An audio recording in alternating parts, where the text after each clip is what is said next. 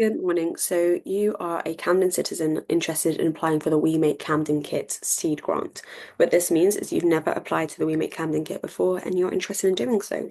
Hopefully today we'll go through how to do that. So the easiest way to get to the application form is via our website. So here is just our homepage under apply for funding. If you go down here to the We Make Camden Kit, select that, that will bring you to this webpage. So this first page is there for applying, but it's also here for just giving you some information in the background of the kit itself. So you can find here the core missions, seeing that as you apply, your project will have to fall under one of these. Some more information on the kit and who can apply. Here is where you'll find this particular walkthrough as well as others. Some more success story spotlights, who to contact if you need any help, and some FAQs in case you have any questions we might have already answered prior. Going to go over here and select apply now, and this will automatically open up another page for you. As we are currently in year 4, this is what it says up here, but this is the application form that you will be looking at. We'll just mention that if English is not your first language or a language that you're comfortable using, that's completely fine. We do have the ability to change the entire application form into your language of choice. So this first little page that you're met with will go over all the information about the kit again. So again, reminding you that you can apply up to £2,000. All of the Camden missions, you'll see that one of these have been split up from the other page, but it's all the same.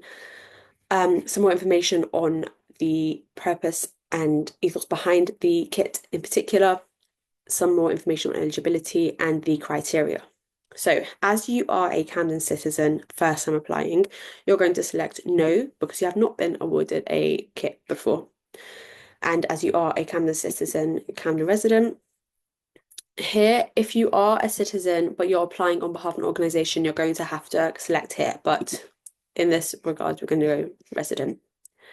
Here, you're going to put down the name of yourself, unless you have a group. So, for example, if you have a local unconstituted gardening group, so maybe a group of you from your local estate or your local area have come together, that does not constitute as an organisation. You can put down the name of that. But if it's something you're doing by yourself, or for whatever reason, you'll put your name down, you can do that here. And then we want to know which part of Camden you work in, as in the activities you're providing. Do you provide a Camden-wide or localized service? So again, you can put down your street name, your ward, or if you work all over perhaps the south of Camden, you can put that down here. And then here we really want to know just kind of a brief synopsis of what your purpose is. So what do you aim to do with this funding? Very briefly. So for example, here you're presented the example of we work to tackle homelessness. And then here's some information about the person primarily responsible. This is internal only, so our panelists won't see these next two bits. So your first name, last name, job title, email, and telephone number. Again, all the essentials for us to be able to contact you, and address here. And although we've asked you before in terms of the area, if you have put Camden Ward, that's completely fine. But please do be aware you can select more than one. Just please be as specific as possible.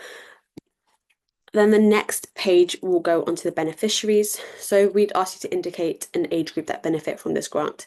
We have had in the past people who maybe work with people who are 50 plus and then don't know whether to put seniors or adults and seniors. That's completely fine. Put whichever you feel like is most applicable. And then in here, you can put other information in as well. But here you're going to put down how many people you plan to support.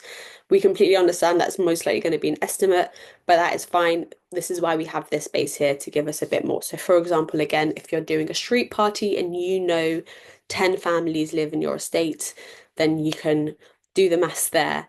But then again, obviously, we can't guarantee everyone will show up, or perhaps it'll be open up to more than that. So you can give us a bit more information here. I will make a quick note on the word count. So you will see that most of these long answers, if not all, have a maximum word count. Here it's 50. If you feel like you need more words, that's completely fine. You can contact one of the grants team and we'll be able to amend the language used or from our end override that word count. The next part will be budget, so how much you are applying for. As you know, it's up to £200, but it is anything above 500, so you can't apply for £400 or anything less. The budget spreadsheet should be done before working this out. If you click here, there is another walkthrough on the budget spreadsheet, how to access and how to fill it out.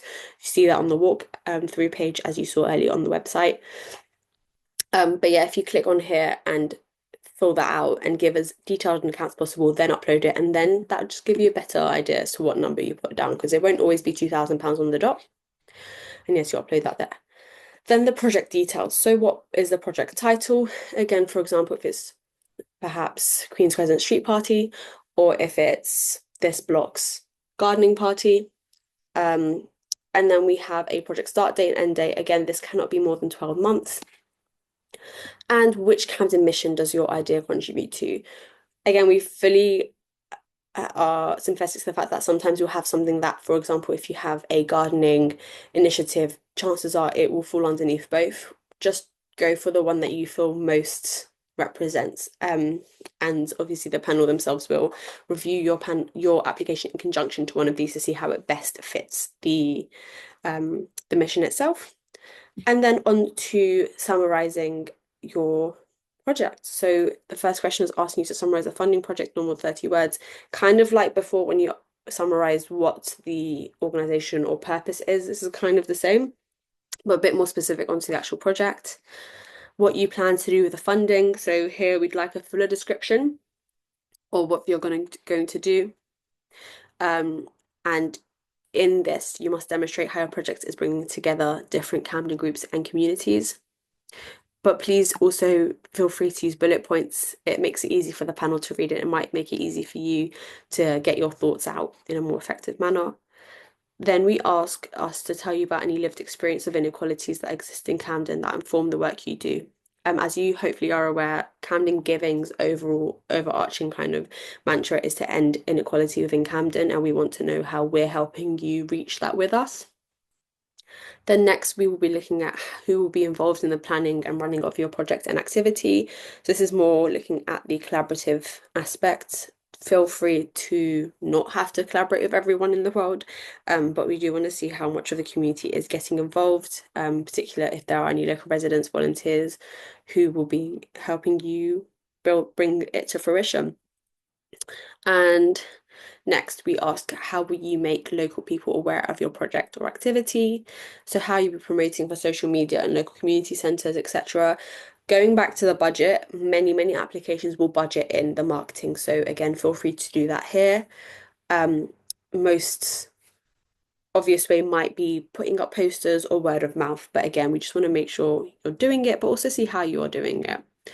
And where the project is taking place. So this might be a particular youth centre if this is one off, or it might be multiple different things if it's kind of a weekend or a few months worth of projects. And a postcode. As it says here, if it's taking across multiple locations, then just put the one that you're most frequently at. But we do appreciate that that does happen a lot. And then anything else that you feel like we haven't covered. So that might be talking more on the lived experience. It might be talking more about the overall importance or why you feel like this project is important, or what community members have said about what this project means to them. The panel really do appreciate seeing that and kind of bringing that extra element to life in the project. And whilst it's not mandatory that you have had past projects before, if you've done anything of this nature before, then the panel love to see it. It does also help to kind of to paint the picture. The next bit we ask for is a trigger warning. We've given some examples here, but anything that you feel like might be triggering to the panel who will be reading and discussing the project, we would appreciate a trigger warning. If in doubt, put one on, but you can always discuss with us if you feel like the content might be triggering, but you don't know if it is. That's completely fine. The next, a video submission. As you can see in block capitals there, you are encouraged to attach this. It is not mandatory. However, I will emphasize that panels have always enjoyed and loved receiving videos.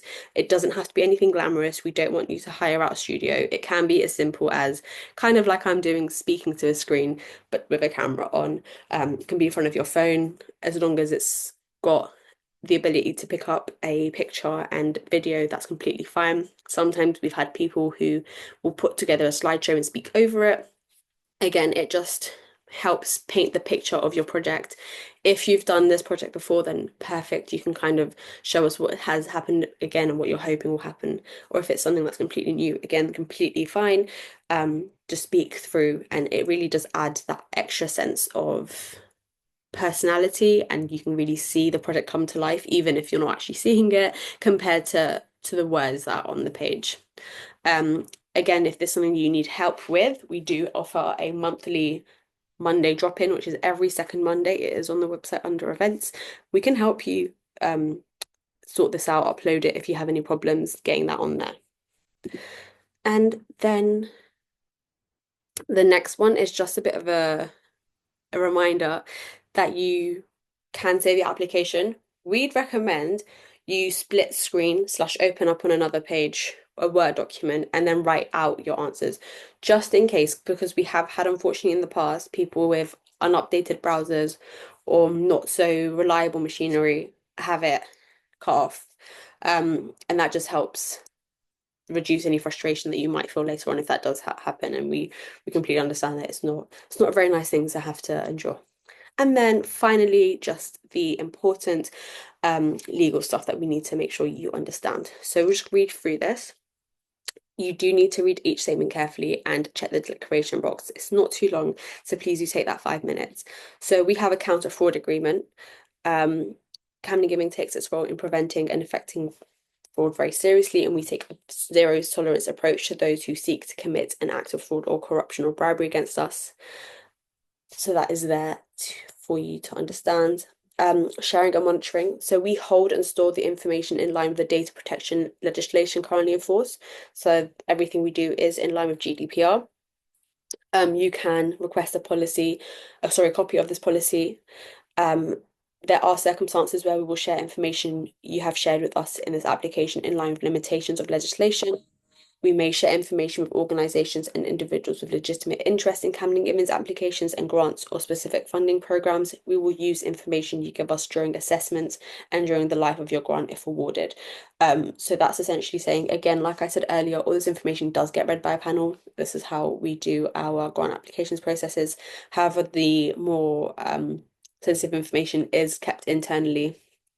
But again, just for the life of the the grant application. We will keep in contact with you throughout the life of your grant, and we may send you regular email updates. This will contain useful information on a range of things, including how to publicise your grant, information on other funding available, and other news of legitimate interest to you. If you wish to opt out of communications not related, you can contact us. And if you have requested additional support that you agree Camden Giving can share contact details. So again, for example, if you need us to get in touch with perhaps somewhere for space, then we will be sharing your email for someone to get into contact with you. But this will be a conversation we will have. This is not a blanket. Like not everyone's email will be sent over to people. And the terms of the grant. So if you're awarded a grant, you must sign and return a terms of grant form that will be shared with you. If you are successful, you must send Camden Given an update of how your project went, including images and testimonials where appropriate. And then you cannot actually submit until you have read and agreed to all of these. And you just press submit. So yeah, there it is. Hopefully this has been concise in making you understand everything that is an application form. There are other things such as a budget, which we will be going through. And whenever in doubt, I will emphasize, please do contact us, anyone in the grants team, or come along to our Monday afternoon drop-ins, which are monthly every second Monday. Good luck on your application.